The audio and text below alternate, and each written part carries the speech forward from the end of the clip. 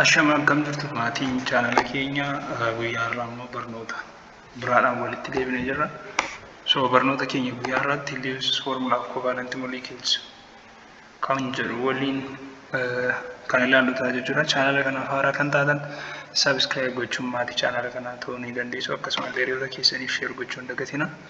Viidiyoo kana like gochuun eegalaamsa hin jira. So paartii kanaan dura hojjennee kan inni ilaalle description jalaatii argachuu dandeessu jechuudha. So first of all Lewis formula jechuun maal jechuu akka ta'e ni ilaalla jechuudha. So Lewis formula or Lewis dot structure is developed by Gilbert Lewis in 1960. So barnoota keenya yeroo darbe keessatti baranneerra jechuudha. Lewis formula inni akka develop godhe. So Lewis formula kan inni ittiin develop ta'e namicha maqaan isaa Gilbert Lewis jedhamudha. Bara 1916 jechuudha. So Lewis dot structures are the diagrams that show the bonding between atoms or molecules. So it is used to represent covalent bonding molecules. So kan inni fayyadu Lewis formulaan inni jalqaba covalent bonding molecules represent gochuudhaaf jechuudha. Kana jechuun kanaan dura akkuma baranne jechuudha. Fakkeenyaaf phosphorus akka kanaan fudhannee bifa dootii structure kan qabu kana dootiin jirtu kun dootiin yoo itti jiraatte maal jedhamtu jechuudha.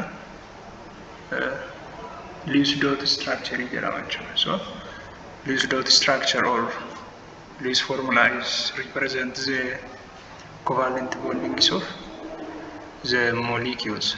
So in section 5.2 we discussed about Lewis formula of ionic compounds. So party kanaan dura keessatti waa'ee Lewis formula of ionic compounds ibsineerra jechuudha. So we also used the Lewis formula to indicate formations of covalent bonds which are shown in Lewis structure or drawings to describe the bonding molecules. So barnoota darbe keessatti waa'ee formulation or formations of covalent bond maal akka ta'e ilaalleerra jechuudha. Akkasumallee Lewis structures isaanii waan hundumaa kana ilaalleerra jechuudha. So the number of bonds that an atom can form often predicted from number of electrons needed to the octet rule. So akkuma jalqabee ibsuuf yaaletti Lewis formulaani maaliif fayyadan jedhe represent covalent bonding of molecules jechuudha. Akkasumallee elementiin tokko octet rule yookaan elementii barbaadu saadhaan kan ittiin ibsuu dandeenyudha yookaan octet rule kan inni ittiin guutuu danda'u kan ittiin ibsudha jechuudha. So this is especially true for non-metals of second period of the table. So especially warreen metalii ta'an elementoota non-metalii ta'an kanneen pireedii lammaffaa keessatti argamaniif ni barbaachisa jechuudha. So kanneen akka kaarbeenii, naayitiroojiinii, oksijiinii, filoorinii elementoota kanaaf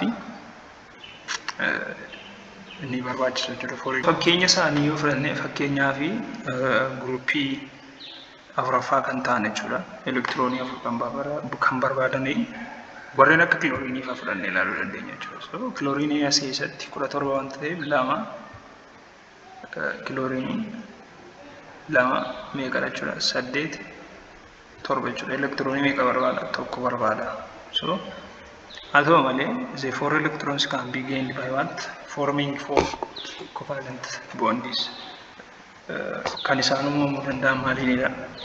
Covalent bond form gochuudha jechuudha. So fakkeenyaaf carbon tetrachloride fi warreen akka silkeenii yoo fudhanne sileenii kana keessatti jechuudha. So warreen kana fudhannee ilaaluu dandeenya. Fakkeenyaaf because hydrogen only needs 2 electrons to fill valence shell that is expected into octet rule. So carbon tetrachloride fi silkeenii fakkeenya isaanii jechuudha. Fakkeenyaaf akka asirratti mul'atu Lewis covalent bond jechuun kana jechuudha. Bifa tuqaa-tuqaadhaan yookaan dot structure-dhaan inni taa'ee jiru kuni isa agarsiisa jechuudha. So fakkeenyaaf kun kaarbeen tetrachloride jechuudha yookaan Cl4 jechuudha. So as keessatti kaarbeeniin tokkodha. Klooriiniin 4 wanta ta'ee fi kallattii arfaniin maalitti ta'ee jira jechuudha. Boondiitti ta'ee ta'a jechuudha yookaan bifa kanaan illee ibsamuu danda'a jechuudha. Bifa kanaan ibsamuu danda'a jechuudha. So this and this is the same or this carbon tetrachloride and kun lammaanis akkasuma tokkodha jechuudha. Bifa dot structure Lewis-dhaan jechuudha yookaan bifa laayinii ta'een haala kanaan ibsamuu ni danda'a jechuudha. So this is carbon tetrachloroxide and this is silicon or silane. So haala kanaan Lewis formula of covalent molecules maal akka ta'e adda baasuu ni dandeenya jechuudha. So and group 5 elements such as nitrogen have 5 valence electrons. Warreen akka nitrogen fa'aa meeqa qabu jechuudha? Valensii 5 qabu jechuudha. So fakkeenyaaf to achieve an octet rule the atoms are form 3 covalent bonds in ammonia for example. So group 5 warreen ta'an warreen akka nitrogen immoo valence electron isaanii 5 wanta ta'eef atomic Lewis symbol-dhaan gaafa ibsamanii haala kanaan ibsamu jechuudha. So one lone pair of electron fi 3 unpaired electron qabu jechuudha. So paired of electron kan ta'e qabda nitrogen qofa jechuudha. So hydrogen warreen kun unpaired electron jechuudha. So ammonia keessatti octet rule guutuudhaaf ammoniaan maal godha jechuudha? 3 covalent bond uuma jechuudha. Covalent bond study jechuudha. So the other one is oxygen and the other atoms in group 6 to achieve octet by forming 2 covalent bonds. So warreen akka oxygen fi warreen kaan warreen group 6 keessatti argaman immoo maal godhu jechuudha? Octet rule guutuuf covalent bond lama uumuu jechuudha. So for very simple molecules we can write Lewis structure by merely pairing up and unpaired electrons to the constituent atom. So look at the examples. So this is the Lewis formula of some simple covalent molecules. So element, for example, hydrogen before dot ilanga ibsamachula. This is the dot formula for Lewis structures of hydrogen, and this is the line formula for line ilanga ibsam haala kanaan ibsamachula. So hydrogen single bond jira jechuudha gidduu isaa asitti maaltu jira dootii lama jira jechuudha. Kan nitrogen illee haaluma kanaan akkasuma line formula irratti triple bond uuma oxygen, chlorine and water, ethene, acetylene formaldehyde warreen kun hundi isaanii haala kanaan ibsamu jechuudha. So this is the Lewis formula of some simple covalent molecules, which is indicated by dot formula and the line formula. So oxygen bifa dot formula yookaan Lewis structure in haala kanaan kan ibsinu ta'a jechuudha. So line formula keessatti immoo haala kanaan ibsina jechuudha. So garaagarummaan isaan gidduu jiru dootii osoo hin taane asitti laayinii gaafa ta'u elementoota lamaan gidduu kan jiru maalidha? Dootiidha jechuudha. Asitti garuu laayiniidha jechuudha. Triple bond, double bond kan isaan ittiin uumaman jechuudha. Double bond immoo single bond yookaan double bond immoo akkamitti akka isaan uumaman kan agarsiisudha jechuudha. So these are some examples of Lewis formula in covalent molecules. So exercise 5.7 provides the appropriate answer to the following equations. So the first equation is write the Lewis structure for diatomic molecules, phosphorus, and stable form of phosphorus found in high temperature phosphorus vapor. So loose structure kan phosphorus jechuudha. So loose structure phosphorus gaafa barreessinu phosphorus akkasitti barreessine maal ta'a jechuudha. Gidduu isaa kan jiraatu triple bond hin jiraata jechuudha. So triple bond. So this is the loose structures of phosphorus. So in each phosphorus atom, the shares of 3 pairs of electrons form triple bond. So triple bond jechuudha. Maaltu protoniin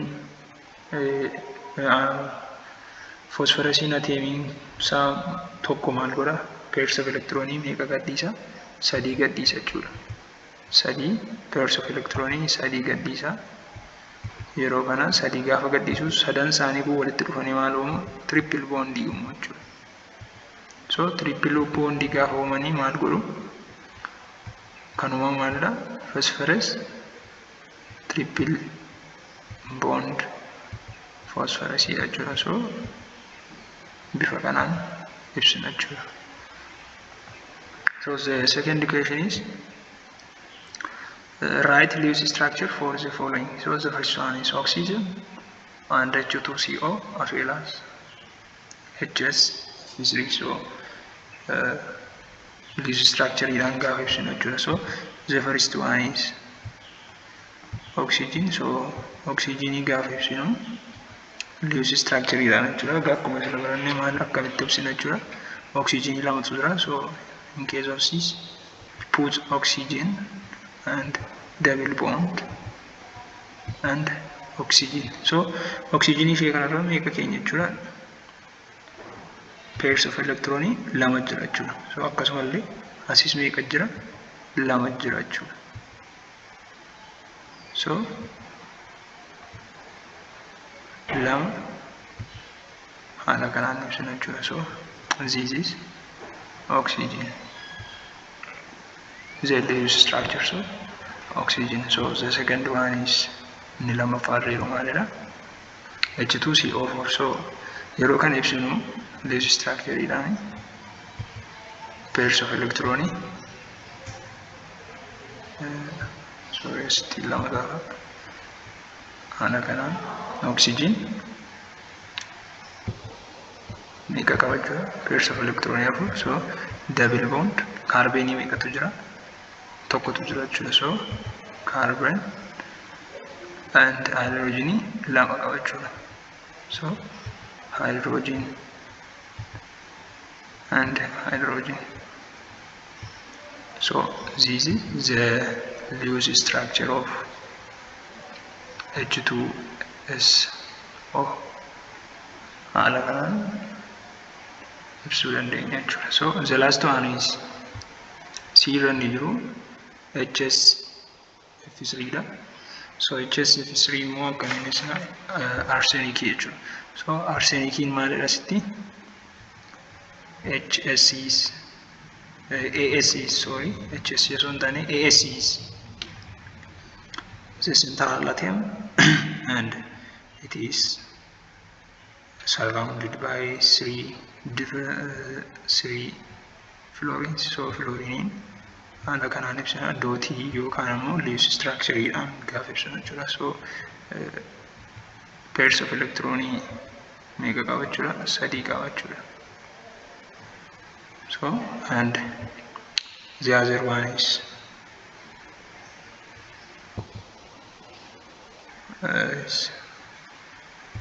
fluorine. So haala kanaan ibsina jechuudha.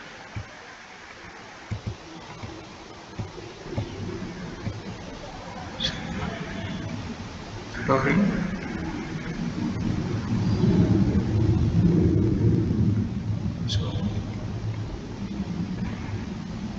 wal fakkaataadha jechuudha.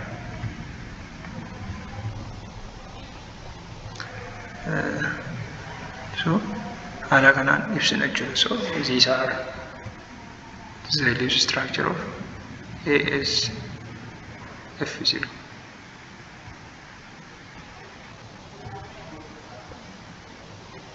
So leaves structure idhaan haala kanaan isaan ibsuu dandeenya jechuudha. Fakkeenyota biraa fudhattanii ilaaluu dandeessu jechuudha.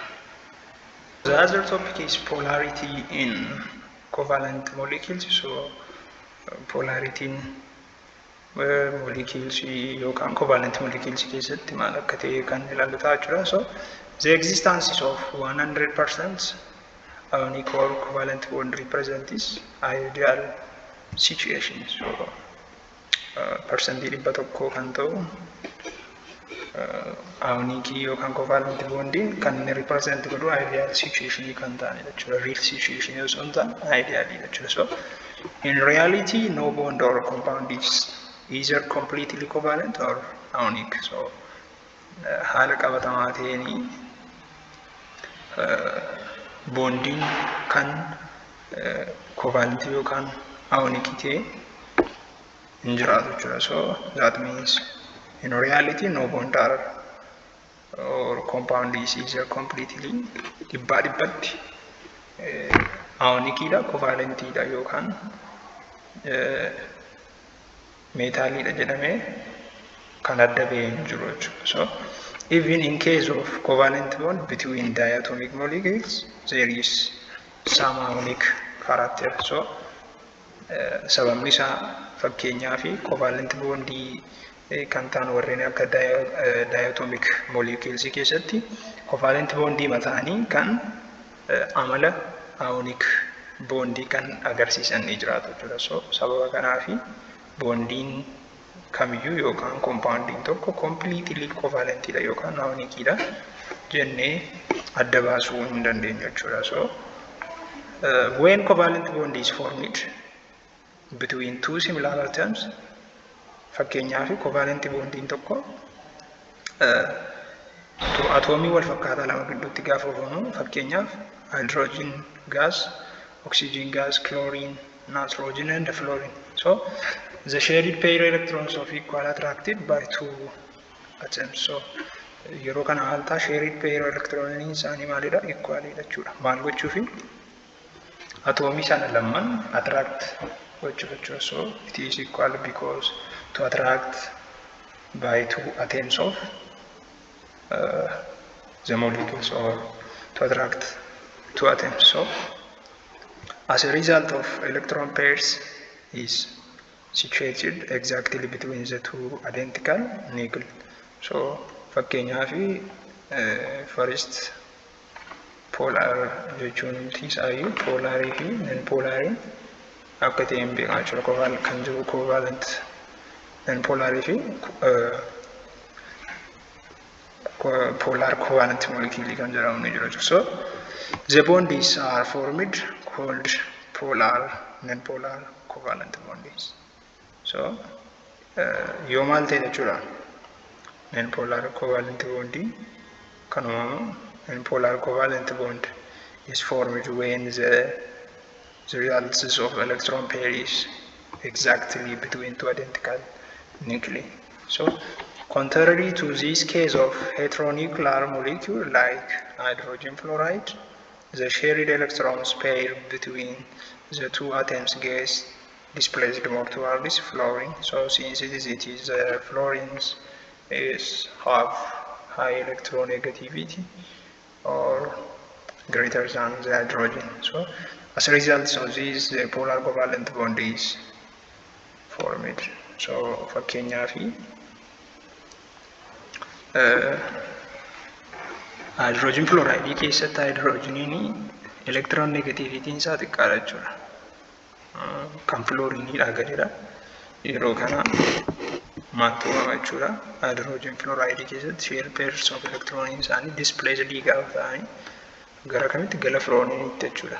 So yeroo kana polar covalent bondiitu uumama jechuudha. So as a result of this, the polar covalent bond is formed. So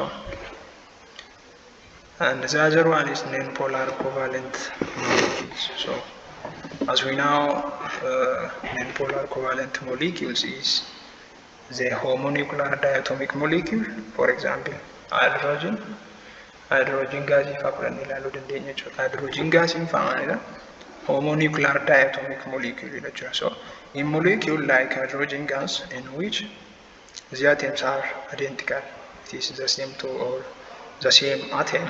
So we expect to electrons to be equal distributed between the two atoms. So yeroo kana atomonni lama isaanii wal qixa gaafa ta'an maalidha kan nuti expect goonu elektirooniin kun elektirooniin isaaniillee akkasuma equally distribute godhu jenneetu expect goona jechuudha. So the two hydrogens have equal electronegativity 2,1 and the difference between the electronegativities will be 0. So therefore the covalent bond in hydrogen gas is non-polar. So yeroo kana hydrogen lamman isaanii electronegativity isaanii maalidha jechuudha wal qixadha jechuudha. Meeqadha lama tuqaa tokkodha. Akkasumallee difference isaan gidduu jiraatu hin jiru jechuudha. Sababni isaa kan isa tokko kan elementii hydrogen tokko lama tuqaa tokko yoo ta'e kan isa tokko akkasuma lama tuqaa tokko irraa lama tuqaa tokko gaafa jennu immoo 0 ta'a jechuudha. Kanaaf garaagarummaan isaan gidduu jiraatu hin jiru jechuudha. So therefore the covalent bond in hydrogen gas is non-polar. So sababa kanaafi hydrogen gas maal ta'uu isaa agarsiisa jechuudha. Non-polar ta'uu isaa agarsiisa jechuudha. So generally all homoatomic molecules like oxygen, nitrogen, chlorine are non-polar covalent molecules. So warreen akka nitrogen, oxygen, chlorine warreen kun hundi isaanii maalidha jechuudha. Non-polar covalent molecule jechuudha. Maal isaaniitu O2 fakkeenyaaf oxygen gas, nitrogen, chlorine gas warreen kun hundi isaanii non-polar molecule jechuudha. Homoatomic wanta ta'an homo means the same atom jechuudha.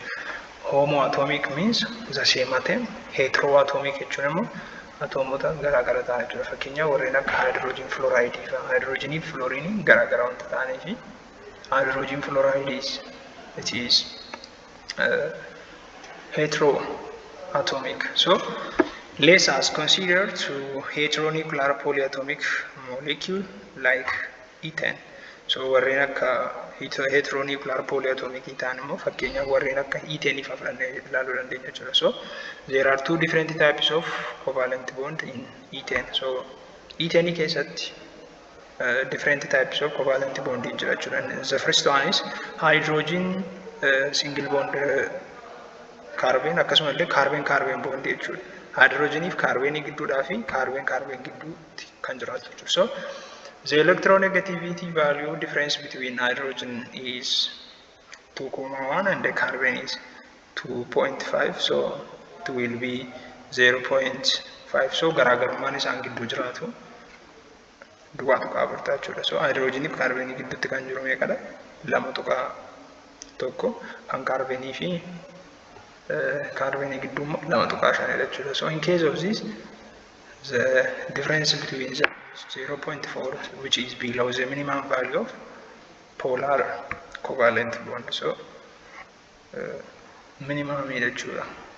Polar covalent bond immoo miti yookaan non polar jennee adda baasuu fi 0.4 in below the polar or the values of polar covalent bond. So the carbon bond is non-polar because there is no electronegativity value. So carbon bond non-polar. It is non-polar because there is no electronegativity value or 0.5 difference between the two atoms. So hence ethane is non-polar covalent bond. So sababa kanaafi ethane maal ta'a jechuudha? Non-polar covalent bond ta'a jechuudha. Ethane non-polar ta'uu isaadhaaf sababa kan ta'u kamidha? Ethane bondii meeqa qaba? The first one is hydrogen carbon bond and carbon bond jechuudha. So yeroo kana inni kan hydrogen carbon meeqadha ta'e lama tuqaa tokko ture. Valuun isaanii yookaan kan hydrogen lama tuqaa tokko kan carbon lama tuqaa shan ture. So yeroo kana kan carbon non-polar jechuudha. Sababni isaa maaliif no electronegativity value kan hin qabaanne yookaan electronegativity value isaa less than 0.4 wanta ta'eef jechuudha. So yeroo kana ethane maalta non polar covalent molecule ta'a jechuudha. So other examples of non polar molecules are homonuclear diatomic. Fakkeenyaaf homonuclear diatomic length warreen ta'an warreen akka hydrogen gas, nitrogen, oxygen, chlorine, which are truly non-polar molecules. Warreen kun non-polar molecules jechuudha. The other one is carbon dioxide, benzene, carbon tetrachloride, methane, ethylene are the hydrocarbon liquids, which is gasoline or toluene, and the other most organic molecules are the best examples of non-polar molecules. Warreen akka benzene fa'aa fudhannee ilaaluu dandeenya jechuudha. Inorganic compound warreen ta'an keessaa warreen akka carbon dioxide, warreen akka carbon tetrachloride, warreen kun hundi isaanii fakkeenya maalidha jechuudha? Fakkeenya non-polaridha jechuudha. Homonuclear diatomic homoodha zaseemidha garuu maalidha? Diatomic warreen ta'anidha jechuudha. So these are the best examples of non-polar. So non-polar molecules also form when atoms are sharing polar bond arrangements, such as electric charges cancel out from the others. So for example, in carbon dioxide and carbon tetrachloride, the individual carbon, oxygen and carbon to chlorine bonds are polar. So fakkeenyaaf carbon dioxide fi carbon tetrachloride keessatti carbon to oxygen fi carbon to chlorine bonding jiru bonding achi gidduutti argamu polaridha jechuudha. So this is because the case of carbon to oxygen bond are the electronegativity is difference between 2.5 and the oxygen is 3.5. It is the difference between them is 1. So hence this bond is polar. So yeroo kana bonding isaan gidduu jiraatu meeqadha jechuudha? Polaridha jechuudha. Sababni isaa polarii kan ta'uuf maalidha? Polarii jechuun jedhamuu fi maal ta'uu qaba jechuudha? Electronegativity isaan gidduu jiru meeqaan ta'uu qaba? 0.5 ol ta'uu qaba jechuudha. Isaa gadi taanaan maalidha? Non-polaridha jechuudha. So similarly in carbon to chlorine bond, the electronegativity value difference between carbon and chlorine is 0.5. So which is the minimum value requirement for polar covalent bonds. So akkasumallee carbon fi chlorine gidduutti kan argamu minimum requirement isaa 2.5 jechuudha. So kanaaf polarii ta'uu hin danda'u jechuudha. Sababni isaa 2.5 wanta ta'eef non-polarii ta'a jechuudha. So however in carbon dioxide the molecular structure is linear. So linear hidha akkuma beekamu kan carbon dioxide jechuudha. Oxygen double bond carbon double bond oxygen jechuudha. So and the charges of two oxygen atoms are cancel out and oriented to opposite directions. So it is also non-polar. So in case of this, carbon tetrachloride are the chlorines are arranged themselves in tetrahedral geometry around the carbon atom. So each of the partial charges are 4 chlorine atoms will cancel out each other. So this model is how this is made. Carbon tetrachloride as non-polar covalent molecules. So for example, this fakkeenya yoo kana warreen kana fudhannee ilaalla jechuudha. As keessatti kun oxygenin kun maalidha? Carbon dioxide dha. Carbon dioxide it is have a linear shape, so or a linear structure. So oxygenation kun maalidha? Partial negativity dha jechuudha. Negative dha. Oxygen carbon partial positive and oxygen has well this partial negative. So carbon kun gara sakanattis maal ta'a jechuudha? Flow ta'a jechuudha. So yeroo kana charging kan carbon gara oxygenittis oxygen isa lamman isaaniitti maal ta'a? Flow ta'a jechuudha. So asitti yoo fudhannee ilaalle carbon tetrachloride arganna jechuudha. This is carbon tetrachloride. Tetra means afur jechuudha. Carboniin tokko saraan jirti, chloriniin saraan jijjiirra jechuudha. So carboniin tetrachloride shape inni immoo maal qaba? Tetrahedral shape yookaan bifa tetrahedraalii qaba jechuudha. So akkasuma asitti illee haala kanaan illee ni ibsama jechuudha. So this and this is the same. So kun organic chemistry keessatti gaafa barattan waa'ee stereometriikii baratama. So kun CC ta'uusaa agarsiisa. CC fi trans yookaan waliif faallaa ta'uusaa jechuudha. So this is carbon dioxide and this is carbon tetrachloride. So walumaa gala non-polar covalent bond jechuun maal akka ta'e homo nuclear irratti akkasumallee heteronuclear diatomic irratti maal akka ta'e garaagarummaa isaa haala kanaan ibsuu dandeenya jechuudha. So this is all about non-polar covalent molecules. So the other one is polar covalent molecules. So in many covalent bonds, the electrons are not shared equally between two bonded atoms. So kuma beekamu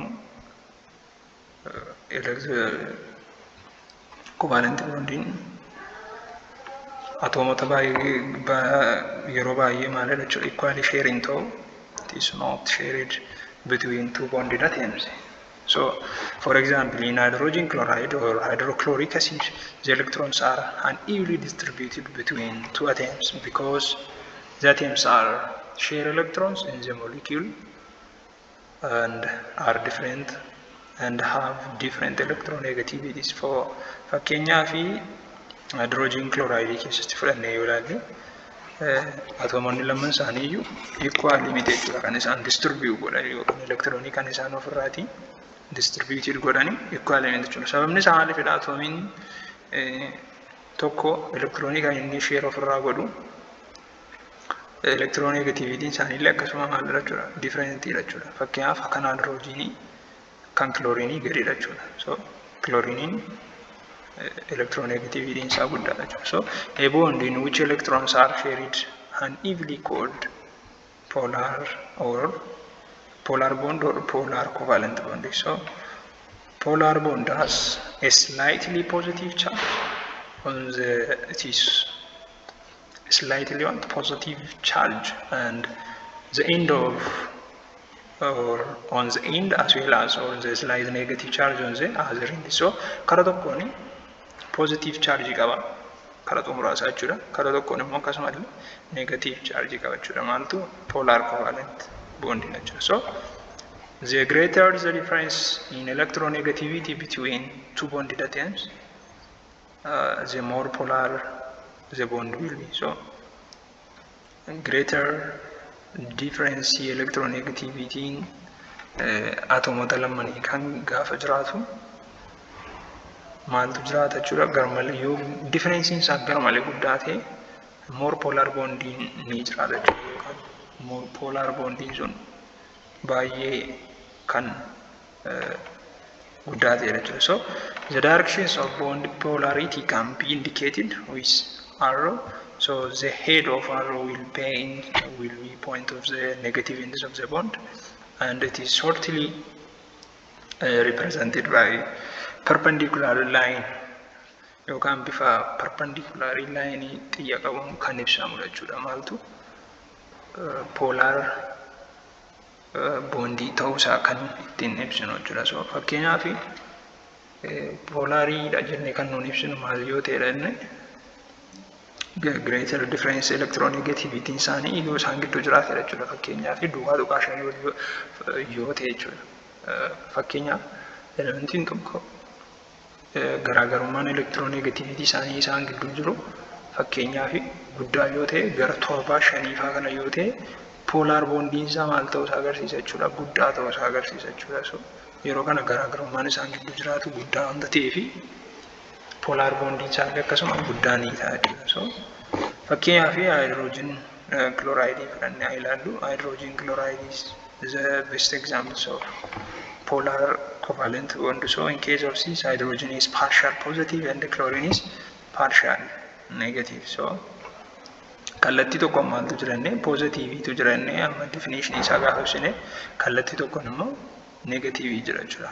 So haala kanaan ibsina jechuudha. Gaafa maal ta'uu isaa ibsinu short perpendicular line to the near tails of the arrow. So polarity ta'uu isaa mataa xiyya kana fayyadamuudhaan mataa isaa irratti haala kanaan kan So a polar molecule is a molecule containing polar bonds where the sum of all the partial charge is not zero. So polar molecule jechuun moleculiin tokko polar bondii kan qabaate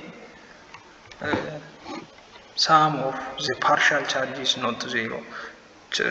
Muraasni isaa yookaan partial charge isaa immoo kan zero ta'anidha jechuudha. So polar bond is form the difference between electronegativity values of the atoms. So akkuma jalqaba dubbanne polar bond kan inni uumamu maalirratti jechuudha. Yeroo garaagarummaan electronegativity atomota isaa gidduu jiraatu bondiin ni uumama jechuudha. Bondiin uumamu sun immoo maalidha? Polar bondiitu uumama jechuudha. So polar molecules also form when the spatial arrangement of chemical bonds leads to more positive charge on one side of molecules than another. So the hydrochloric or hydrogen chloride bond and other polar bonds can be thought as a being intermediate between non-polar covalent bonds. So this is akkuma fakkeenya amma kaa'amne irratti jechuudha. Hydrogen chloride is the examples of polar covalent bond or polar molecule. So let us consider more one examples of polar molecules. So for example, water molecule, so H2O is example. So in case of this, electronegativity of the difference between oxygen and hydrogen is 3.5 minus 2.1 equal to 1.4. So this is what the difference electronegativity between oxygen and hydrogen. So as we know, oxygen have 3.5 electronegativity and hydrogen is 2.5 or 2.1. So in case of this, the difference between two atoms are 1.4. So it is still as hydrogen to oxygen bond is polar. So hydrogen if oxygen giddu bond in jiru maal ta'uu isaa agarsiisa jechuudha. Polarii ta'uu agarsiisa jechuudha yeroo kana. Sababni isaa 0.5 ol waan ta'eef. So the magnitudes of electronegativity difference tell us how strongly polar the hydrogen bond is. So electronegativity isaan gidduu kun jiru garaagarummaan isaan gidduu jiru guddaa gaafa ta'u kan inni nutti agarsiisu polar bondiin sun hagam cimaa akka ta'e kan nutti himudha jechuudha. So fakkeenyaaf hydrogen to oxygen bondii kana yoo fudhanne ilaalle garaagarummaan isaan gidduu jiru 1.4 waan ta'eef strongly polar jechuudha. So unlike carbon dioxide, the shape of the water molecule is event. So carbon dioxide irraan kanaaf shape of water maal jechuudha? Bent jechuudha. So or V shape. And unlike carbon dioxide, the net charge in water will not cancel out each other. So these are water is polar covalent molecules. So kanaaf iyyuu water in polar molecule ta'uu isaa agarsiisa jechuudha. So fakkeenyaaf asirratti fudhannee ilaallu. So this is hydrogen fluoride. So hydrogen is in case of this it is partial positive and fluorine is partial negative, or hydrogen fluoride bifa kanaan ibsuu dandeenya jechuudha. Hydrogen fluoride arrooshin kun yookaan xiyyi kun maal ta'uu isaa mul'isti? Polarii ta'uu isaa kan mul'istu jechuudha. Yookaan bifa kanaan illee akkasuma ibsuu dandeenya jechuudha. This is water and as well as waters have bent shape. As we know, it is how bent jechuudha. So this is bent shape. Yookaan immoo V shape kan qabaatu jechuudha. Hydrogen kana oxygen akkas goone asirraanii yoo itti goone maal goona HH itti goone V shape ni qabaata jechuudha. Akka kanaa yeroo keenyu V shape ni qabaata jechuudha waterin. So in case of this hydrogen, both hydrogens are what?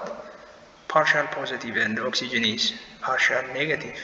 So in case of this hydrogen fluoride and water are polar molecules or polar covalent molecules. So other examples of polar molecules include ammonia, sulfur dioxide, hydrogen sulfide and methanol as well as ethanol. So those are all about polar molecules. So warreen akka ammonia, sulfur dioxide, hydrogen sulfide, methanol, ethanol warreen kun fakkeenya maalidha jechuudha? Fakkeenya polar molecule jechuudha. So those are all about polar covalent molecules. So the other one is the distinction between polar and non-polar covalent bond and ionic bond. So garaagarummaa polar and polar covalent bond fi ionic bond maal akka ta'e kan ilaallu jechuudha. So there is no sharp distinction between polar covalent bond and ionic bond. So akkuma beeknu garaagarummaan hagas cimaa ta'e hin jiraatu jechuudha.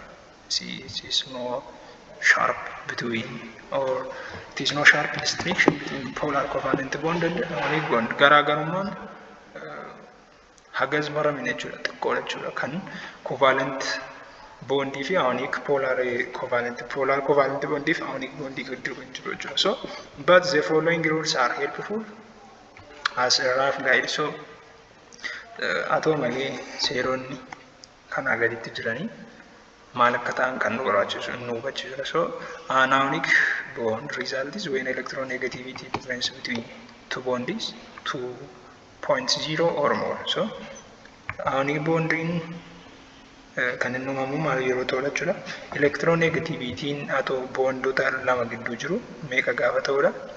Lamaa fi isaa ol gaafa ta'u jechuudha.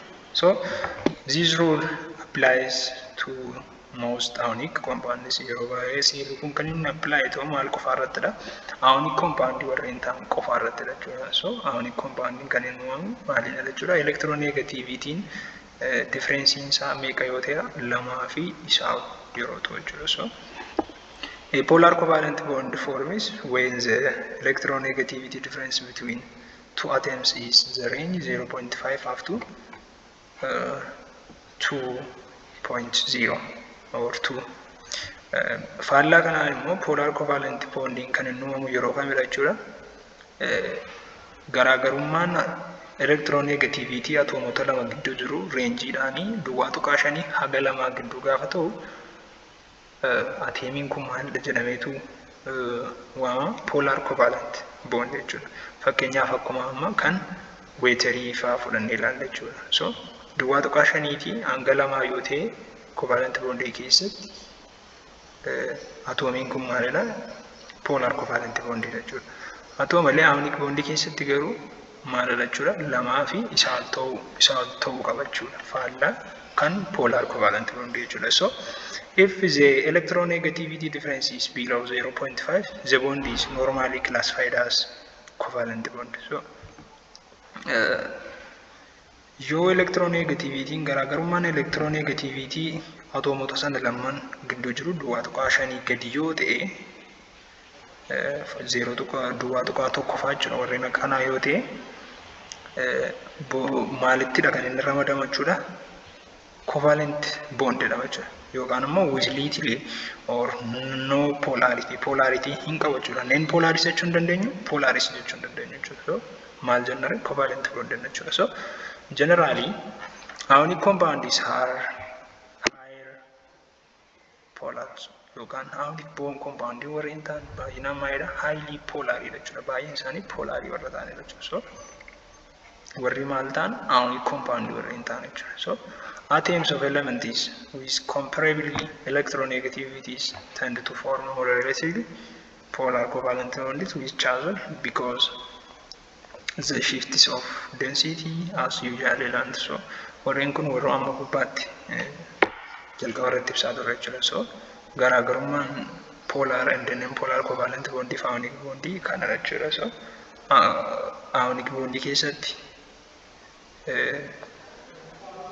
kan inni uumamu akkamitti dhanne ionic bond kan inni uumamu electronegativity atomota yookaan bondii atomota lamaan gidduu argamu lamaa fi isaa ol yeroo ta'u the results of formation is ionic bond. But in case of polar covalent bond, the electronegativity of the difference or the electronegativity between two atoms are 0.5 up to 2 ta'uu qaba jechuudha. So yeroo kana duwwaa tuqaa shanii fi lama gidduu yoo ta'e maaltu uumama jechuudha?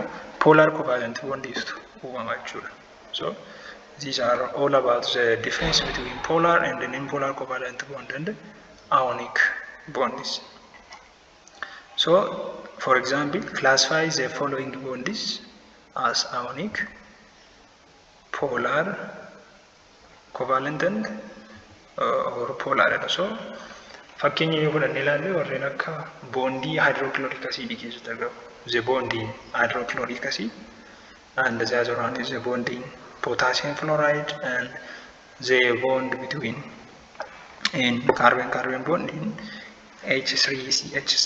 So warreen kana fakkeenya sana ionic imo polar covalent imo covalent jedhaneetu kan waliin ilaallutaa jechuudha. So the first one is the bond in hydrochloric acid or hydrogen chloride. So the first one, or our strategy is to follow the rule of electronegativity difference and look up the values on the predictables of the electronegativities of the values of the element. So jalqabarratti kan nu baruu qabnu electronegativity kan elementoota hunda isaanii maal akka ta'e adda baasnee beekuu qabna jechuudha. So isa yoo beekne maal gochuu dandeenya?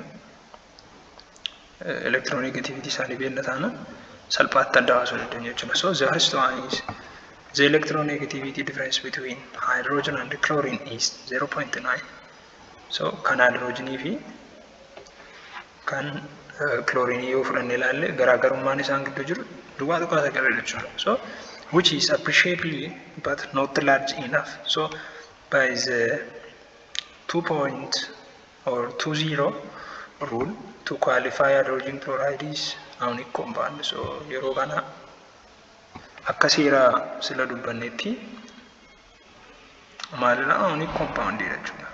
Ionic compound yookaan ionic bond kan inni itti uumamu maalidha? Electronegativity isaanii kan isaan gidduu jiru lamaa fi isaa ol yoo ta'edha inni. So fakkeenyaaf hydrogen chloride keessatti garaagarummaan isaan gidduu jiru duwwaa tuqaa sagalidha. Duwwaa tuqaa sagal jechuun lamatti kan siqudha.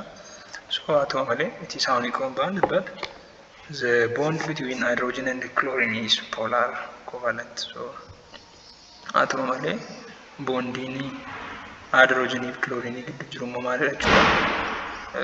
Covalent, polar covalent jechuudha. So kanaafiyyuu the bond in hydrogen chlorine is what? It is polar covalent. And the second one is the electronegativity difference between potassium and fluorine. Garaagarummaan potassium fi fluorine gidduu jiru jechuudha. So it is 3.2, which is the above mark of 2 mark. Therefore the bond is ionic. So akkuma beekamu sadii tuqaa lama ta'e jechuudha. Garaagarummaan electronegativity isaanii sadii tuqaa lama ta'e. Kana jechuun immoo maal ta'uu agarsiisa? Ionic bondii keessatti maal jedhanne electronegativity isaanii lamaa fi isaa ol yoo ta'e ionic bondii jedhanne, garuu duwwaa tuqaa shaniitii hanga lamaa yoo ta'e immoo maal jedhanne? Polar covalent jedhanne. So as keessatti yoo ilaalle kan garaagarummaa potassium fi fluorine electronegativity isaa meeqa jechuudha? Sadii tuqaa lama jechuudha. So yeroo kana sadii tuqaa lama gaafa ta'u maal ta'a jechuudha? Ionic bondii ta'a jechuudha. So the last one is the two carbon atoms are identically in every respect. So they are bonded to each other. So therefore in case of this the values of electronegativity between the two carbon atoms is 0. So kan carbonii inni caarra jiru kuni maal ta'uu isaa agarsiisa jechuudha? Purely covalent ta'uu isaa agarsiisa jechuudha. Kuni 0 wanta wal godhuu fi polar covalent osoo hin taane purely covalent jechuudha. So these are the examples of ionic, polar covalent and covalent bonds. So haala kanaanii adda baasuu dandeenya jechuudha. Simply elementiin tokko yookaan atomiin tokko polar immoo non polari denne molecular tokko adda baasuuf maaliin adda baasuu dandeenya electronegativity isaa jira. So jalqabarratti electronegativity isaa kan atomota sana kan elementoota sanaa baruu qabna. Erga barreetii walirraa hir'isna jechuudha. Yoo walirraa hir'isnu duwwaa tuqaa shaniitii aga lama yoo ta'e moleculiin sun maalidha jechuudha? Polar covalent jechuudha. Haa ta'u malee lamaa fi isaa ol yoo ta'e immoo maal ta'uusaa agarsiisa? Ionic bond ta'uusaa agarsiisa jechuudha. So electronegativity isaa adda baafne kan elementoota hundumaa kan molecular hundumaa maal akka ta'e polarii non polarii immoo ionic ta'uusaa addattiin baasuu ni dandeenya jechuudha. Fakkeenyota biraa fudhattanii hojjechuu ni dandeessu jechuudha. The other one is exercise 5.8. So provide the appropriate answer for the following equations. So the first one is, which of the following bond is non-polar and which is polar and as well as ionic. So the first one is a bond in air and hydro bond can cesium chloride jechuudha. Cesium chloride. So it is what? This cesium chloride is ionic bond, and the second one is hydrogen bond, hydrogen to nitrogen bond can NH3C keessatti argamu jira. So B irratti inni jiru maalidha jechuudha? Polar covalent jedhani. Polar covalent. So the last one is nitrogen to nitrogen. So this bond is polar, or it is polar isomtane 0 want to go to covalent covalent. So these are so explain your answer to the equation number 1. If so gaaffii jalqabarratti ionic bond ta'uunsaa cesium chloride because cesium is a metal and have low electronegativity. So cesium in as keessatti maalidha jechuudha? Cesium is metal and have low electronegativity. Low electronegativity xiqqaa qaba jechuudha. So yeroo kana chlorine immoo maalidha? And chlorine is non-metal and have high what? Electronegativity. So yeroo kana chlorine high electronegativity qaba jechuudha. So this large electronegativity difference between these are what? The transfer of electrons from cesium to chlorine to form one electronegativity or to form ionic bond. So graph is no ala kana jechuudha. So cesium metal waan ta'eef electronegativity isaa xiqqaadha. Chlorine non metalidha. Electronegativity qaba. Yeroo kana cesium maal godha jechuudha? Gara chloriniitti transfer of electron godhata jechuudha. So yeroo kana maaltu ionic bonditu uumama jechuudha. So birra inni jiru hydrogen to bond, hydrogen to nitrogen bond jechuudha. So isa kana fudhannee gaafa laallu NH3 ammonia keessatti maal akka ta'e jechuudha. So in case of this it is polar covalent because nitrogen is more than hydrogen electronegativity because it is or nitrogen is what? It is more electronegativity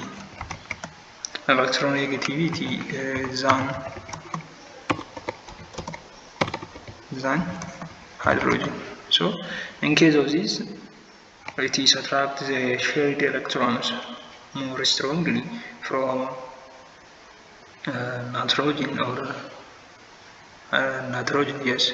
So in case of this it is what? it is polar covalent. It is polar covalent. So nigun mamalte jura nigun it is ionic bond. So initial kalamalera ionic so it is ionic and this is polar covalent. So sachara jugana figures amalakati ujjada. So the other one is explain why carbon dioxide is non-polar whereas sulfur dioxide is polar covalent. So carbon dioxide in non-polarity, sulfur dioxide in polar covalent. So in case of this carbon dioxide it is what a linear actually, and so it is what it is dipole cancels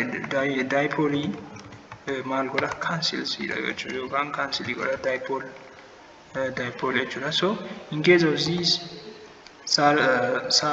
sulfur dioxide is what? Sulfur dioxide is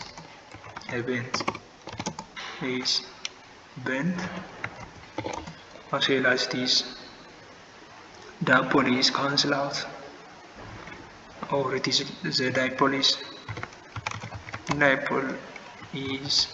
do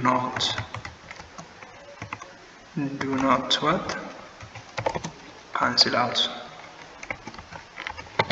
Cancel the molecule. So the molecule is what?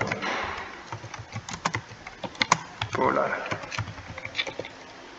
So molecule malta polar. So for example, polar compound is dissolved in polar solvent such as water as well as non-polar compound is dissolved in non-polar covalent or non-polar solvent is like carbon tetrachloride. So sababni isaa maaliif jechuudha? Carbon dioxide linearidha, akkasumallee dipole isaa maaliif jechuudha? Cancel jechuudha. So in case of this it is non-polar. So as well as sulfur dioxide it is bent and the dipole is do not cancel. So the molecule is polar jechuudha. So garaagarummaan isaan kana gidduu jiraatu kanadha jechuudha.